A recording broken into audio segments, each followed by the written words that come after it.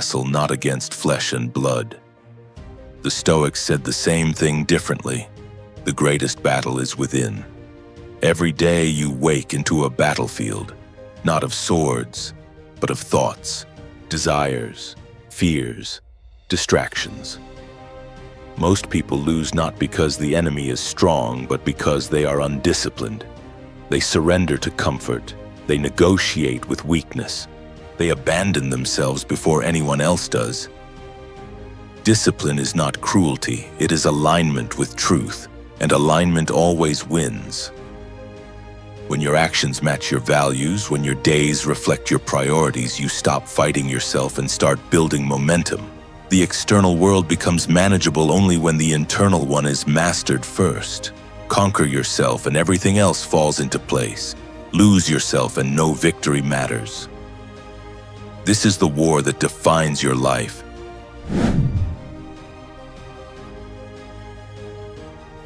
Every battle in Scripture follows the same order. Obedience comes first. Victory comes later. Joshua did not defeat Jericho with strength. He followed strange instructions. David did not defeat Goliath with rage. He came in obedience to his calling. The Bible never promises that feelings lead to victory. It teaches that obedience does. Discipline is obedience repeated daily, even when the outcome is unknown. This is why disciplined people remain calm under pressure. They are not waiting to feel ready. They are already aligned. Faith without discipline becomes belief without structure. Obedience trains the soul to move even when clarity is absent. This is where most people lose. They wait for certainty before action. Scripture teaches the opposite. Act first. Trust follows. Discipline is not harshness. It is agreement with God's order. And when order is present, confusion cannot rule. Battles are not won by intensity, they are won by alignment.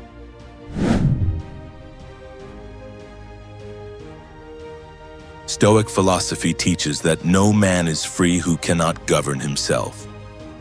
Marcus Aurelius wrote that the mind must remain sovereign regardless of circumstances. The Bible calls this self-control. Stoicism calls it mastery of the inner world. Different words, same law. A man who reacts is already defeated. A disciplined man pauses, evaluates, then chooses. External chaos loses power when the internal world is ordered. This is why Stoics train daily through reflection, restraint, and repetition. They did not wait for motivation. They removed negotiation. Scripture mirrors this discipline by calling believers to renew the mind daily. Freedom is not found in doing whatever you want. It is found in ruling what you allow. When discipline governs desire, temptation loses authority. The man who controls his impulses becomes unshakable. He is not dependent on comfort, approval, or outcomes. This inner stability is what makes discipline a weapon.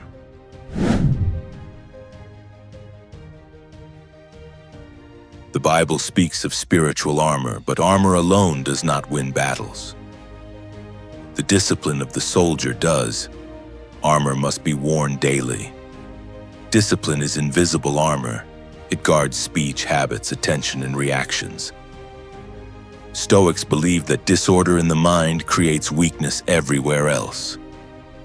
Scripture agrees. A divided mind cannot stand. Discipline creates unity between belief and behavior. This is why disciplined people do not panic. They have rehearsed restraint. Morning preparation and evening reflection were Stoic practices. Prayer and examination were biblical practices. Both understood that order must be renewed daily. Discipline does not eliminate struggle, it prevents collapse. When discipline is present, temptation meets resistance. When discipline is absent, even small pressure becomes overwhelming. Armor is useless without discipline. Order is protection.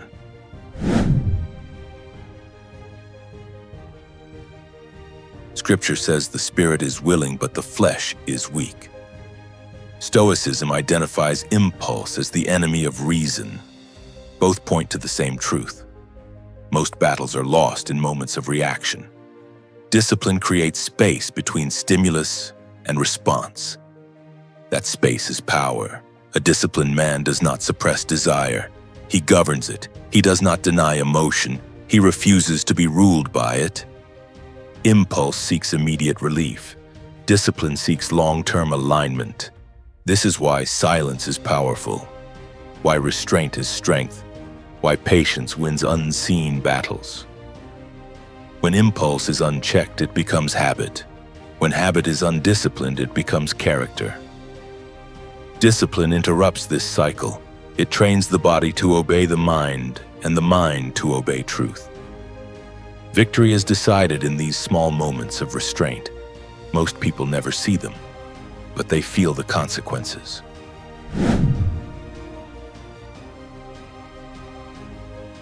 The Bible teaches that hardship disciplines the soul.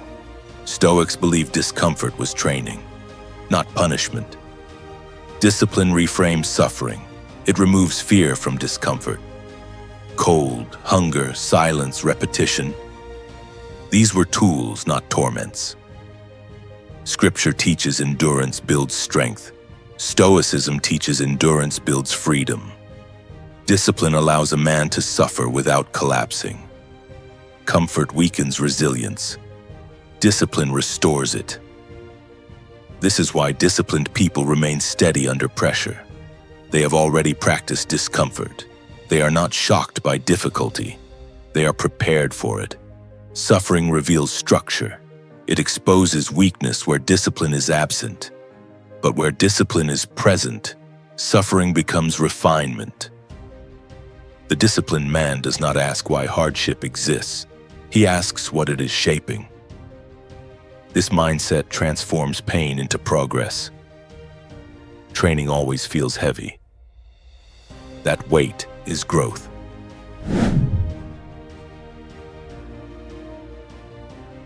The Bible teaches daily obedience, not occasional effort. Stoicism teaches daily virtue, not rare excellence. Discipline compounds quietly. What is practiced daily becomes automatic under pressure. Chaos does not destroy disciplined people, it reveals them. When uncertainty arrives, the disciplined do not search for motivation, they execute structure. This is why routine is powerful. It removes decision fatigue. It preserves clarity. Discipline prepares you for battles you cannot predict. Those who rely on emotion collapse when emotion fails. Those who rely on discipline remain steady. Daily structure is invisible preparation. The world notices only the result. Discipline is not dramatic. It is repetitive, and repetition builds invincibility. The future does not belong to the strongest. It belongs to the most disciplined.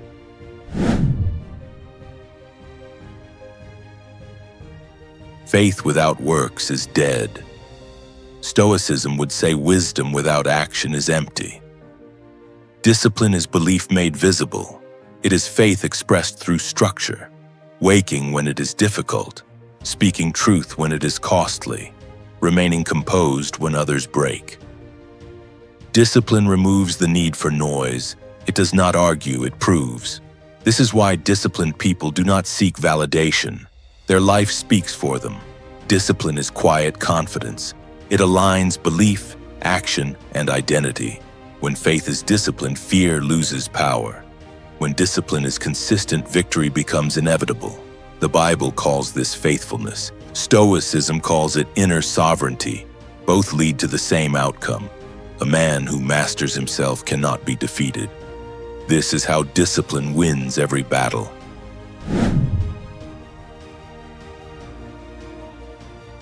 Scripture says the wise man is slow to speak and quick to listen. Stoicism teaches that silence preserves power. Discipline produces quiet strength. The disciplined man does not announce his plans, he prepares. He does not react to provocation. He remains grounded. Silence is not weakness, it is control. In the Bible, Jesus often withdrew before major moments. Stoics practiced silence to observe the self. Both understood that noise leaks energy. Discipline teaches when to act and when to remain still. The quiet man sees more, reacts less, and chooses better. While others exhaust themselves explaining, defending, or proving, he advances unnoticed. Battles are not always won by confrontation. Many are won by restraint. Silence protects focus. Focus sharpens action. This is why discipline favors the quiet. By the time others realize what happened, the disciplined man has already moved. Victory does not always arrive loudly. Often it arrives quietly and stays. You don't win by shouting. You win by standing. You don't win by emotion. You win by obedience. You don't win by luck. You win by discipline. The Bible calls it faithfulness. Stoicism calls it self-mastery. Both lead to victory. We do not chase motivation. We train obedience. We master ourselves. We stand firm. This is the gospel of discipline. We fight quietly and we win.